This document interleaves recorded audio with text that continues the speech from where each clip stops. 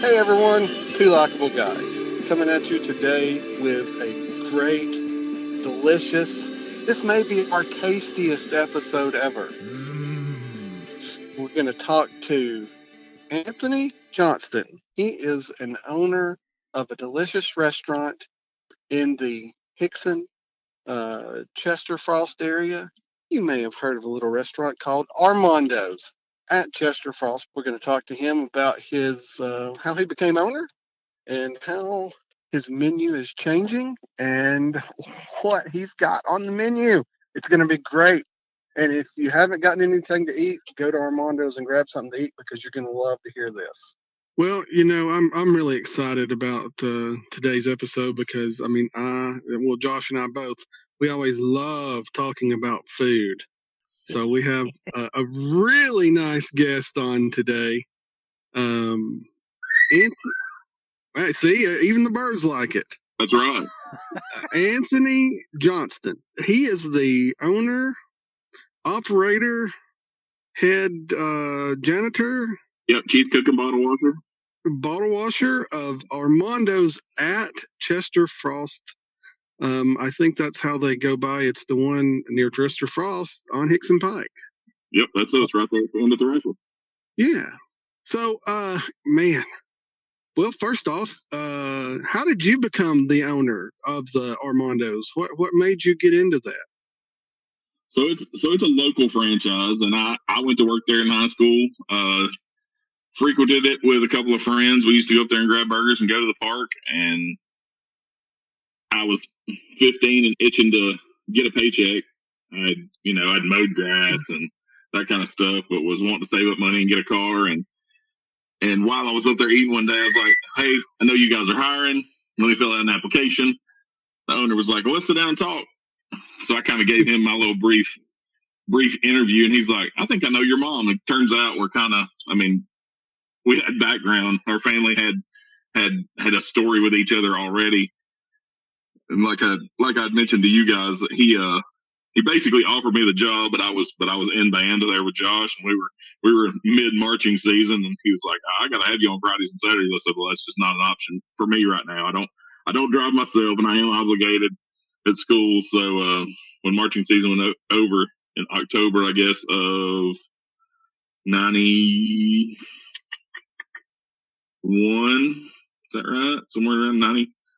Yeah, 91. October of 91. Yeah, I stepped in and started dishwashing and assembling hamburgers and hung out and got to know the routine and kind of fell in love with the food business. Prior to that, I thought I wanted to be a veterinarian, and I still have a crazy love for critters, obviously. But yeah, fell in love with food, and I ventured out and did a couple of other food things, but I ended up there. So the owner came to me when I was managing another restaurant here in town. He's like, "Hey, I'm going to sell the restaurant." I said, "Oh, you're not ready to do that." He was well in his 60s at the time. He said, "You're right, but I can't do it by myself."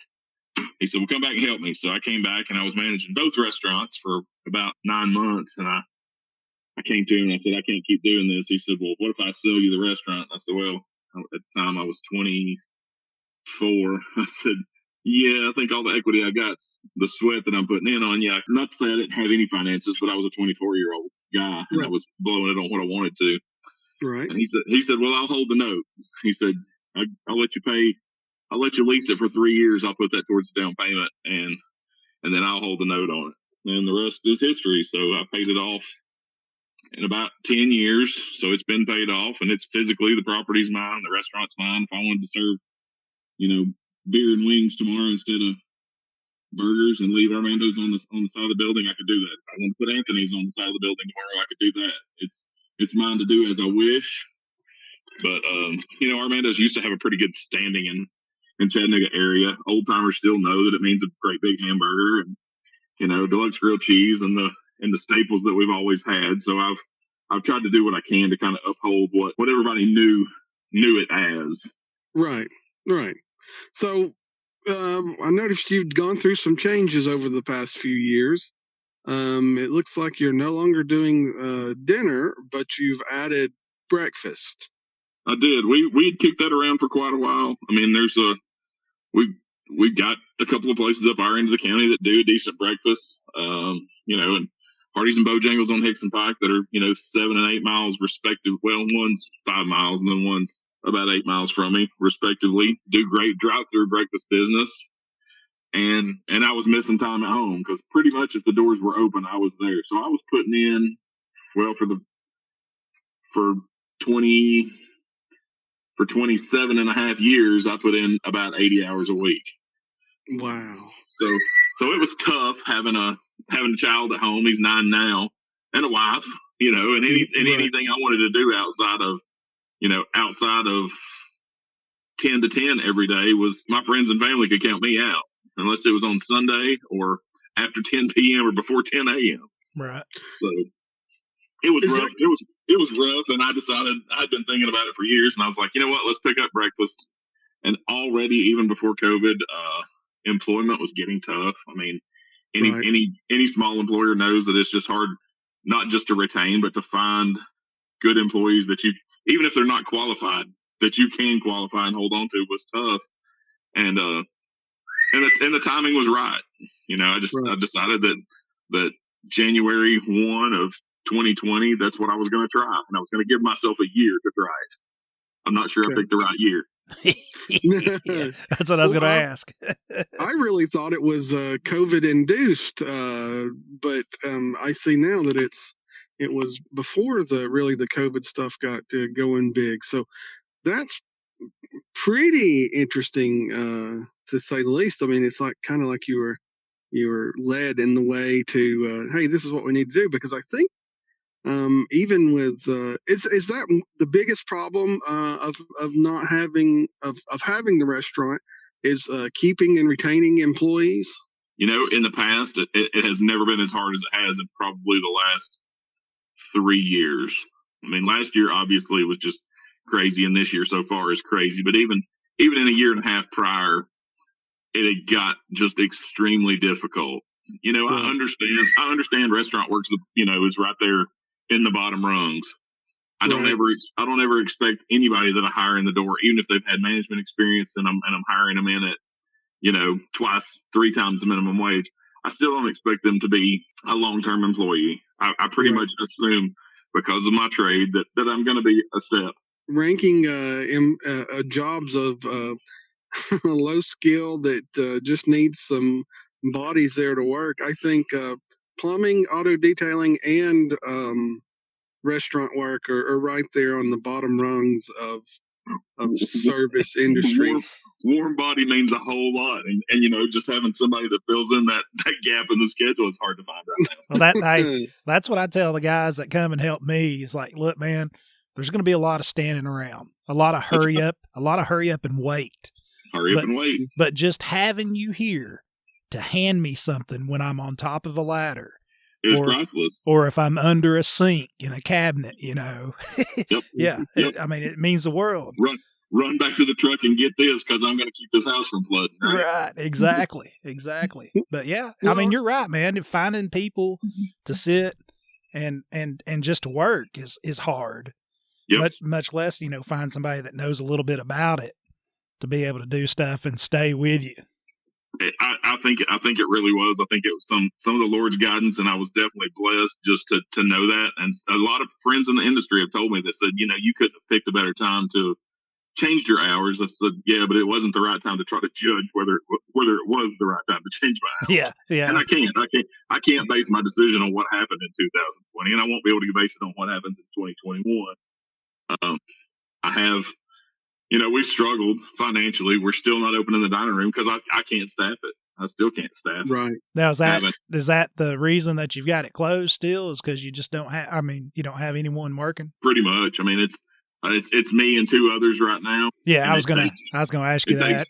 Yeah. I mean, and it takes the 3 of us just to get food out, and that's not to handle customers coming in the door inside, right? Yeah, right. And I thought, maybe by the time that the ban was lifted last week, that I may have something in place, and I wasn't going to have to police the dining room. I just have to wait tables. But yeah, I still don't have that in place. So Well, with them lifting the band, it's still, you got to still social distance though, right? Or can you be fully open? I hear different stories. Nobody locally is policing it. Yeah. The health department's told me from the get-go they're not going to police it. Sheriff's department and the mayor himself has told me they're not going to police it. Yeah. So, what's the holdup? I mean, the only thing is, you make somebody sick, then you're going to get drugged through the mud. Oh yeah, definitely. I've had both my shots, but that doesn't mean that, you or Jennifer come in and one of y'all picked it up from a kid on your way in and y'all don't even know you're sick. You sit down, somebody sits 6 feet away from you, they get sick, somebody brushes arms with them on the way out the door and they're sick. Turns out 20 people got sick. What was their common denominator? They were all at Armando's on Thursday afternoon, Not the publicity that you want. No. That's one of those where, all publicity is not necessarily good. Well, one of the things I think we've kind of just everybody knows about the COVID stuff, and what I really want to talk about, what I really think people want to hear. Let's talk about the food. Let's talk about some big. What are your best sellers? What cheeseburger is it, and always been it, and I hope always will be it. No doubt. Even over a hamburger and over a bacon cheeseburger, but cheeseburgers are just historically 3 to 1 of anything on the menu. I'm gonna have. What size is that? It's a 7 to 8 ounce patty, so fully dressed, it's over a pound. You put a bun with mayonnaise, lettuce, tomato, pickle, it's over a pound, and then you throw another half pound of fries. Even though the serving size is technically on the bag, it's what, a 3 or 4 ounce portion. So you get about 3 people's order of fries and 2.5 people's order of burger. But who's counting? If you're there to get it, you know what you're in for. That's what we're talking about. See, that sounds absolutely delicious. And do you have other things besides? I know you do. Besides French fries, we've got tater tots, onion rings, frips, which are kind of like a house fried chip, jalapeno poppers, cheese sticks, battered mushrooms. Oh, see these. On occasion, you can catch me frying pickles or green tomatoes. Just. Steve, were you looking for a healthier option? Is that where you were going? No. I mean, we've got salads, and I had a guy pull through the other morning who was like, I know what I want, but I know what I need. And I was like, we make a hamburger salad. And he's like, oh, what? And I was like, yeah, just a bed of lettuce, diced tomato, cheese, and instead of peppers, we'll put pickles on it and onions, and then we just take that 8 ounce hamburger patty, smash it up, and just throw it over that bed of lettuce. And if you douse it with another, half cup of Thousand Island, it's for salad. It's awesome. The best of both worlds. Who was that comedian? Who was the comedian? They always talked about it was that Budweiser commercial with the taco salad. It's a salad, isn't it? Oh yeah. Yeah, that's all that matters. Man, that is awesome. Well, what about the breakfast menu? What we got going on there? I mean, what's a best seller for breakfast? Pancakes or a bowl. So we do a bowl and do tots in the bottom with a cheesy scrambled egg, a little spoonful of gravy, and a 4 ounce sausage patty on top of that. Man. So, or pancakes, and our pancakes are just pretty phenomenal. We cook them on that same flat grill that we cook the burgers on, and I think that 50-year-old griddle that we have is just. It does something to everything that touches it. It's part of the magic behind Armando's. Oh yeah. Oh yeah.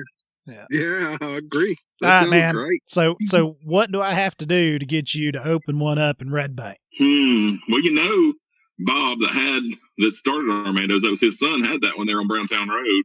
Oh yeah. Yeah. Oh okay. But it was kind of hidden. It was hidden. But it was a hidden gem. He had great food, but whoever owned that building there that was the Red Food, and I don't know if Bilo or whoever still owns that property, didn't want to put him a grease trap in when WWTA Wastewater Treatment Authority was raising hell with everybody. I don't know if you remember when they really cracked down on Dubs. Oh yeah. Yeah. Yeah. Well, they hit him up, and he tried to get the people that own the property to come in and, hey, at least meet me halfway. I'll pay to put it in if you guys will come out and do the dirt work. And they weren't willing to do it. He just basically had to lock it down. Wow. I was wondering what happened to it. That's the story I got. Yeah. Well, what happened to the one in Hixson? There was I frequented the one in Hixson, and I thought it was DuPont Parkway. Yes. Are there any still open? There is still the original one on Main Street. It's still there. It's run by Beth and Eric Beard. There's another one on 58. Yep. And they still do burgers, but they focus a lot on meat and 3. They're right across the street from Anchor's that has a really good stronghold on 58. So they kind of, even though they do sandwiches, they kind of had to do a little, they varied their menu a little more because Anchor's just is what they are. Right. Had that market under wraps. There's still one at Shallowford and Lee Highway, kind of behind where the Palms was. Yeah. It's still there. And there's one. Yeah. And there's one there at East Brainerd and Graysville there across from the CVS that backs up their drive-through traffic out on East Brainerd Road. Oh, do you still, is the Armando's like a franchise? Do you pay fees to use the name? If you guys wanted to start one, yes, you're gonna have to pay in, is what I've heard. I kind of got grandfathered in. I think mine was either the second or the third that Bob had started as his loosest version of a franchise you can imagine, and it was kind of a lock, stock, and barrel. The names on the outside, the menus on the inside. We put the equipment in here and hired the staff, and he sold it off lock, stock, and barrel running. Okay, I see. Yeah. So yeah, that's kind of where I was saying, if I wanted to do pizza and wings tomorrow and give up burgers, or if I wanted to change the name to Anthony's or whatever tomorrow, I could do that as well, and I'm not bound to anybody in financial terms or name. All right, I got to know, how do you make the gravy for the biscuits in the morning, and do people absolutely love it like I think they should? Is it a premix? Hey, man, he can't be giving secrets away. Well, I don't want secrets. I just want to know what to expect. Me personally, man, I like it browner. I like to use bacon grease and sausage in it and brown the flour till it's got some taste to it. Right. A little salt and pepper, and then fatten it up with milk. I had too many people complain about having real gravy. They're all too used to Hardee's. And I have to sell a powdered mix now that's stark white with a little bit of pepper in it. Oh, man. Well, I do like have gotten used to the Hardee's gravy. So would you say it's on the same, I don't know, something close to that? Is that what you're kind of saying? Man, it's got to be better than Hardee's. It's better than Hardee's and Jack's, but yes, it's still a dry base mix. I don't think there's anything wrong with that. I think that's perfectly great. Yeah. I mean, as long as I tell you, because ridiculously, I love the stupid gravy I get from Dairy Queen to dip my chicken fingers in. I haven't had that in forever, but I remember Sonic and Dairy Queen both used to always serve you a piece of toast and a little cup of gravy on the side. And now that I see it on the commercial, Dairy Queen's got those little mini biscuits and a cup of gravy with their chicken. I'm like, that's a good idea. Yeah. Sonic quit doing it, so I don't even want to talk about them. But Dairy Queen still does it, and they're pretty good. Oh, Steve's got a long history with Sonic. Yes, yeah. That was that your first job, Steve, with Sonic? That was. I started there, Sonic in Red Bank, when I was 14. And how old are you, Steve? I am older than that now. We were just wee little pups when Steve started. Okay, let's see. I was 14 in 1987. Yeah, no, he's not too much older than us. Then I know a guy that may have been in management over there with you at one point in time. What was his name? Jay White.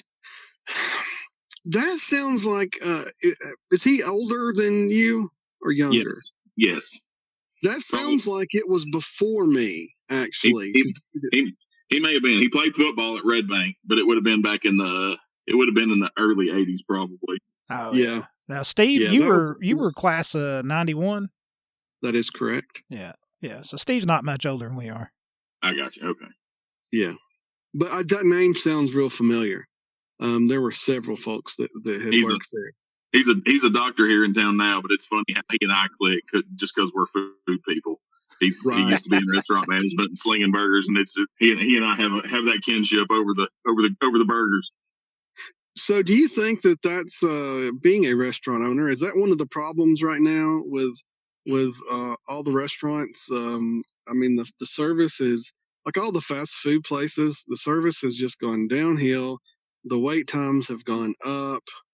There's no one that cares, and are they just hard to staff? You think that's what the?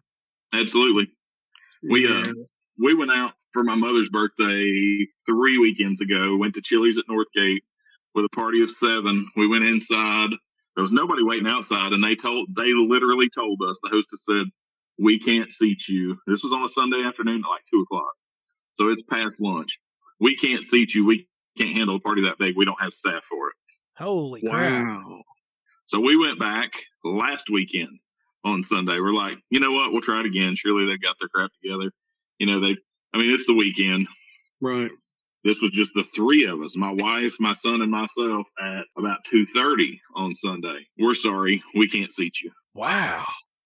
And this is a sit-down chain establishment. Yeah. You would think that they had the finances to handle, recovery well enough, but it's not really. Somebody sat down talking about the money that people are drawing off of unemployment. I know you guys have seen all the forwarded, messages through Facebook and all that. Oh yeah. But people are making $40,000 a year sitting at home. Right. Well, I didn't draw an income from the restaurant at all last year, which is okay. My wife, we get by, and I'm never going to starve, obviously. Right. So you've always got something to eat. But as a household, we didn't draw what technically they're saying that an individual can bring home on unemployment right now. Wow. Well, we've gone through the breakfast. Is there anything sweet for breakfast? I know sometimes I have a little sweet. I guess the pancakes, the syrup and stuff. The pancakes are, you can actually, and we've got, I probably sell as many chocolate chip pancakes as I do anything else. I keep blueberries around, do blueberry pancakes. I ran Friday, I did some s'mores pancakes, put graham cracker crumbs, mini marshmallows, and chocolate chips in them. Oh, man. And do you let people know that this is going to happen, or is it just kind of I'll throw it out on Facebook and be like, "Hey, this is what we're doing today." Yeah. We did, and we also we did it before. We're going to knock on Sonic again. We did it before Sonic did. We started doing what we call an awaken shake. So we do like a coffee blended milkshake as well. So we straight up brew strong coffee, and instead of thinning down your milkshake with a shot of milk or anything, we'll blend it with soft serve that we're making there. So does your ice cream machine break down frequently? They are junk. They really are. There's not a good one. I've got a Taylor, and the one I got out of a Blimpie 15 years ago, and I know how to rebuild it, refurb it, and I work on it constantly. And honestly, I probably pay more for it in parts than I do in mix that I put in it. But I do my damnedest to keep it working. Yeah. And it really is. It's about maintenance, and I think most of McDonald's problem is they got that employment issue.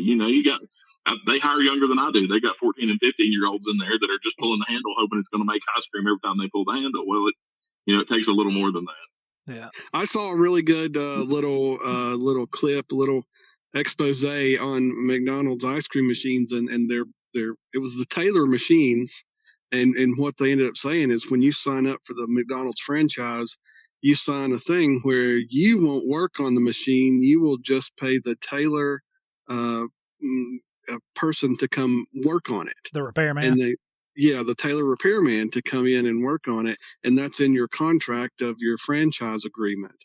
And they said they can't use any other ice cream machines. So I believe it. And McDonald's kind of did come out with something innovative.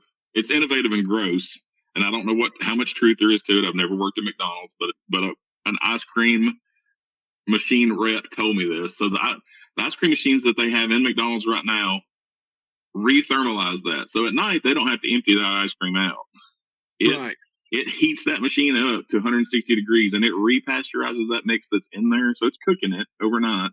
Yes. So when they turn it back on in the morning, it just chills it back down and refreezes it. So you think about it, it's pretty for employees. It's super low maintenance. They're not having to break it down and clean it every day like I am, but but you're also putting all that.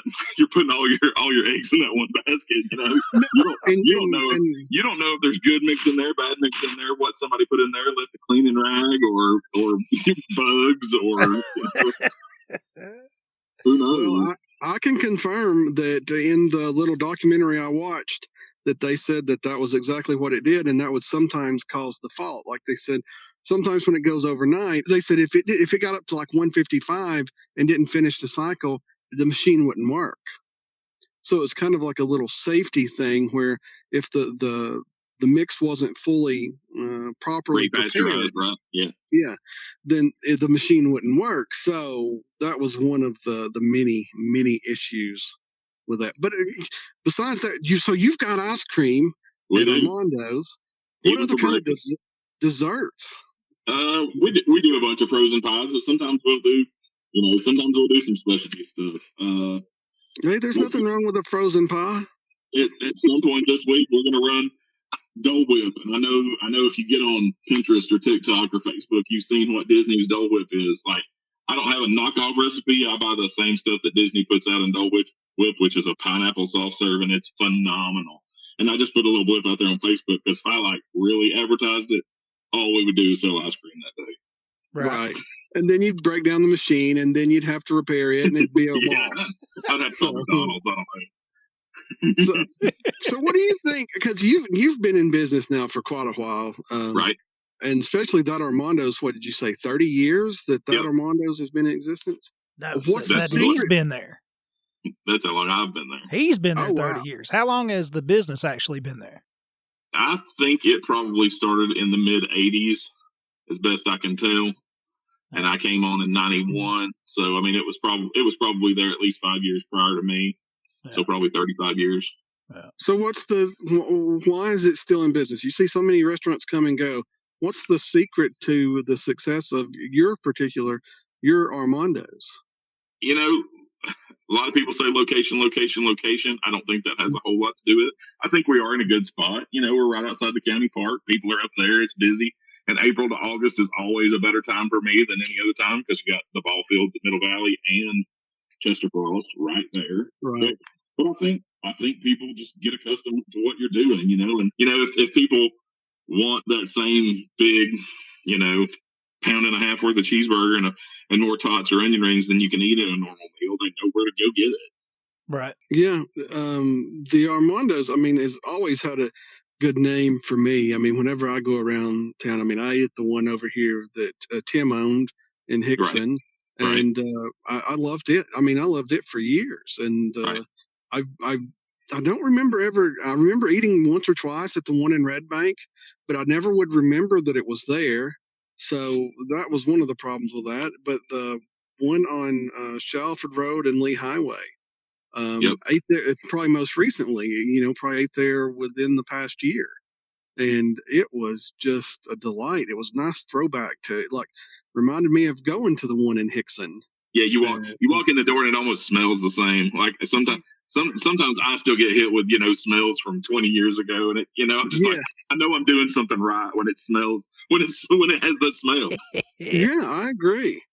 I mean, that's awesome. That's some great stuff.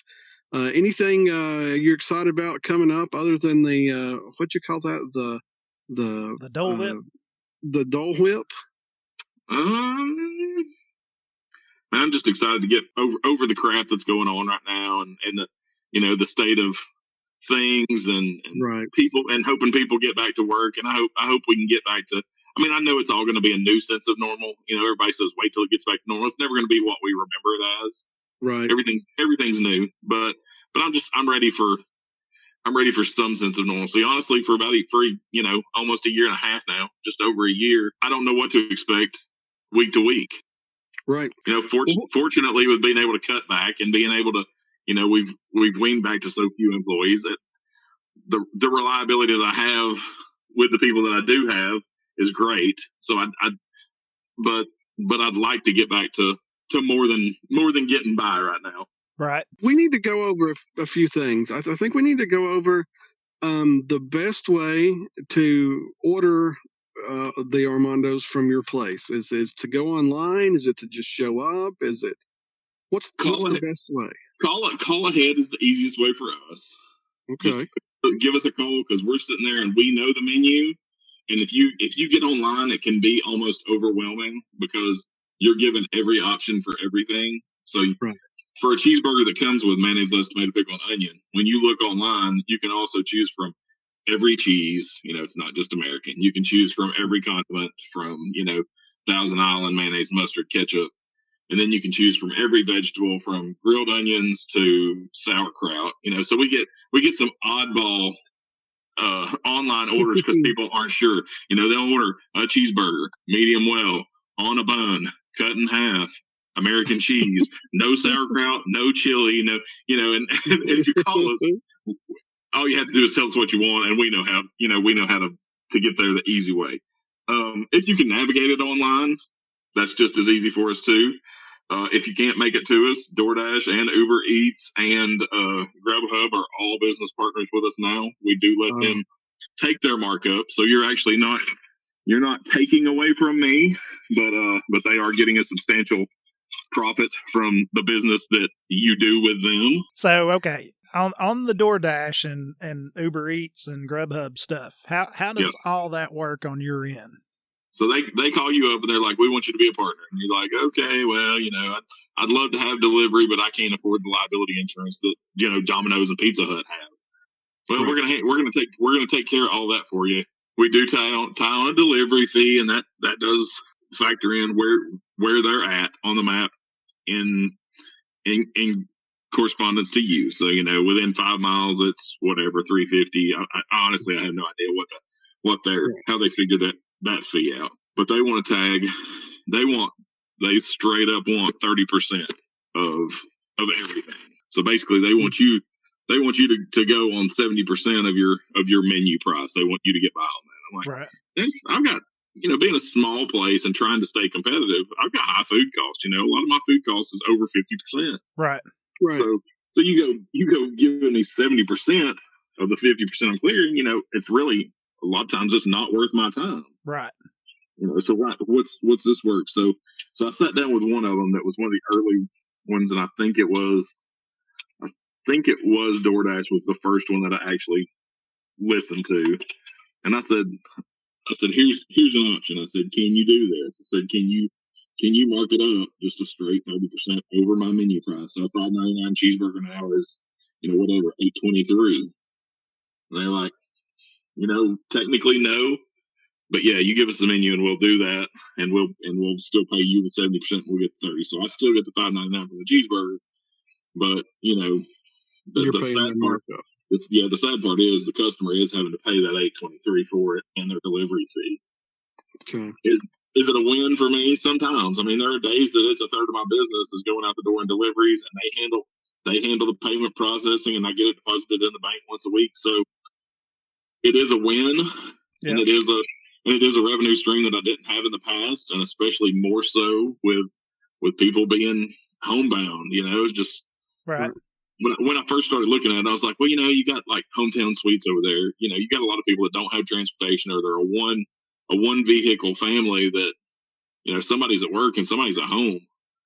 And that somebody that's at home is dependent on somebody that's at work to get them fed. Well, maybe the kid was sick and they're stuck at home. Both of them are there today. Or, dinner didn't come through last night or didn't make it. Or, I'm just hungry and I need something. If they got the money or the means to do it, but not the means, and one of these delivery partners does offer them the means, I think it's great.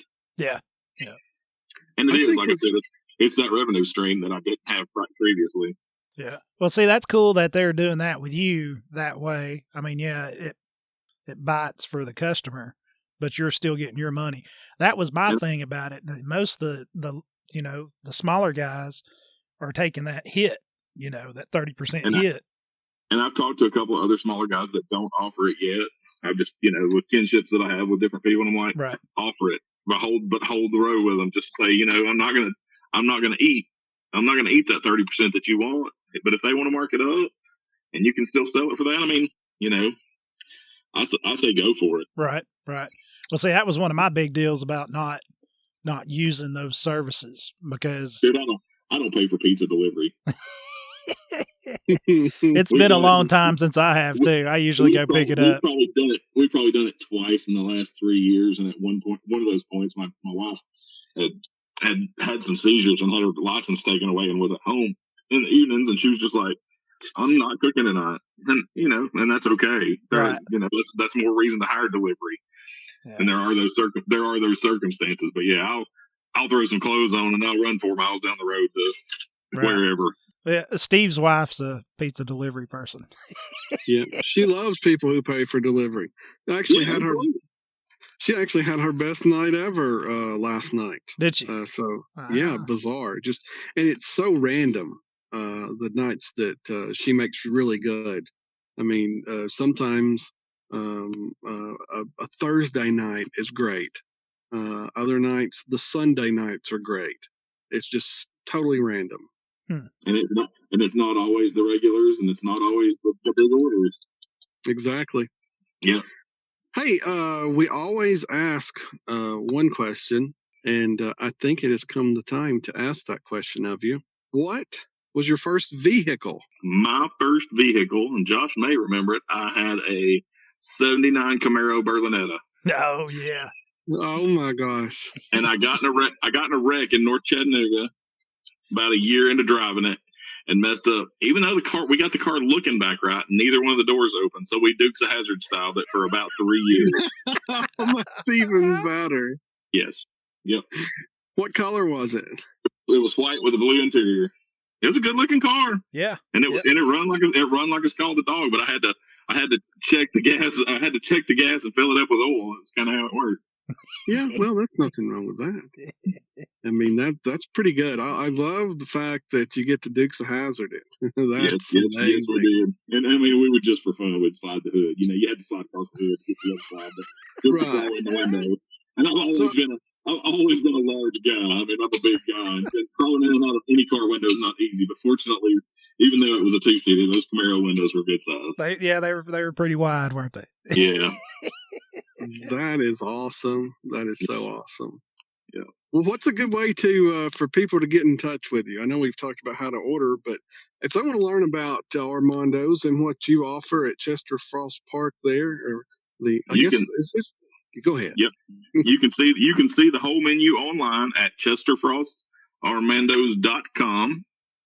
You can also link to our online, which doesn't offer delivery, but that is our online ordering service, and it goes straight into my POS, and it'll tell you that it's got a 30-minute wait time standard in there. But if you place the order and you head my way, I'll get it ready. If you have questions, obviously the phone is still available even if you place the order online, but you can go ahead and make the payment and everything. So if you're tied up in an office somewhere, or you're tied up at work and need to send somebody out, you can place that order, get it paid for, and then either come pick it up or send somebody after it. You can get on DoorDash. You can get on Uber Eats. You can get on Grubhub. We were partners with Postmates, but Postmates just kind of dropped the ball, and I think they're now merging with Uber Eats anyway. So right. you can get on all those, and we're partners with all those. We do also serve. We didn't touch on this. I serve breakfast and lunch from 6 till 2. So I have people that work third shift, Volkswagen and McKee and Amazon, that want a catfish dinner at 6 o'clock in the morning. I got a guy that gets a cheeseburger every day at between 6 and 7. That's what he wants, and I'm cool with that. Oh, that's great. You can get lunch at all open hours, or breakfast at all open hours. Yep, you got it. Wow. Well, that's great. That we should have talked about that first. That's amazing. Yeah, I got people that now are just like, go ahead and throw an egg on my burger, and I'm like, yeah, you want it runny? Absolutely. Yeah, I want it as messy as I can get it. So yeah. Oh yeah. Man, it has been awesome. I'm so hungry right now. It's not even funny. Well, it's a little late for my burger time, but in the next what time is it? So in about another 8 hours, I'll be there. We can go get us a runny hamburger. Do it, do it, man. Try some of that gravy. All right. And so you can get ice cream in the morning too. Absolutely, yeah. That wake and shake, or just soft serve, whatever you want, man. Man, this has been almost like torture. I'm glad I ate before we had this conversation. I wish I would have. I mean, it's kind of like going to the grocery store hungry. Right. I do that a lot. The restaurateur when you're starving. So it's terrible. But that's awesome, man. We really wish you guys a lot of success, and I'm really freaking excited about how long you've been in business and how awesome of service it seems you've given. I mean, I don't think you can have bad service and be in business for over 30 years. And agreed. Yeah. I just don't think that's possible. So really appreciate your time, and hope we didn't get too much into your family or morning time, but no, we're really good. We're appreciate good talking to you. No, man, it's been awesome. Josh, got anything to add? Just what the bird did there. Yeah. That is awesome. All my neighbors think they're sexy. I mean, that's right. That's right, man. That's great. No, man, each time I'm up that way around lunch, I always try to come in. I do. I appreciate it. I've been up there a few times, and and like I said, man, I wish you were closer to the house. We'd be there all the time. But I'm good where I'm at, but I wish I could be everywhere. Oh yeah, I heard that, man. Something I was wanting to know is, at the peak, how many people have you had working for you at one time? About 12. About 12. Yeah, about 12 on the payroll, and we'd have about 4 people in the kitchen, about 2 or 3 girls out front. So no more than 7 on a shift. Right. I mean, but yeah, about 12 people on the payroll is about maxed out. I mean, it's just a little, what do we see? 44 with, I think we can seat 32 outside if we're full capacity inside, and we try to push like ball teams or people that have been up to the lake and they're still in their bathing suit. You want to sit at a picnic table outside. You got that bikini on, honey. You need to take that outside. Yeah, I can't work that way. People watching is always, we are in a good location for that. Oh, I'm sure you got some good ones that come up in there. There's bad ones too. There's the golden guy puts up those used to put up those, we don't take wet bathing suit money. Yeah, we get that stuff too. Oh yeah. I bet. But yeah, it is. It's we're in a good spot. Yeah, that is a good location, man. It's right there. It is. Just right there in the middle of everything, man. Yep. Do you have a no shirt, no shoes, no dice policy? Yeah, loosely, very very loose. I mean, there's some people that I'm just not gonna change. I'm not. She looks good and nobody's opposed. We're just gonna have to let it go. Well, that's how. But if he's in, if he's in here with his puka shell necklace, with his hat turned backwards and trying to be a badass, then yeah, you need to go put a shirt on there, pool boy. Yeah, you can call him Fabio too. Fabio, put a shirt on there, Fabio. Get on out of here, frat boy. Yeah, exactly. Eat your burger outside. Oh man, well, dude, we appreciate you hanging out with us this evening. Yeah, it was fun. You got something else we can talk about sometime? I'm all in. Oh yeah. Oh, I'm sure we'll come up with something, brother. Good deal. All right, but talk to you later. All right, guys. Have a good evening. Man, I really appreciate Anthony coming on here. I was gonna say, man, I'm hungry. Yeah. Oh, I am too. No, I'm seriously. I can't wait to go try out some of that. I want to try that Dole Whip whenever he gets it going. But I guess I'll just have to find out. But you'll have to wait till next time. Got to try his gravy. Got to try the breakfast. Got to go by there and get me a big juicy hamburger with a load of French fries or onion rings. And, you got to. I'm gonna have to do this like now. Let's go. Yep, I agree. So we're gonna get off here and we're gonna head over to Armando's at Chester Frost. You should too. I recommend it highly. We're Two Likeable Guys. I'm Steve. This is my awesome and great co-host, Mr. Josh.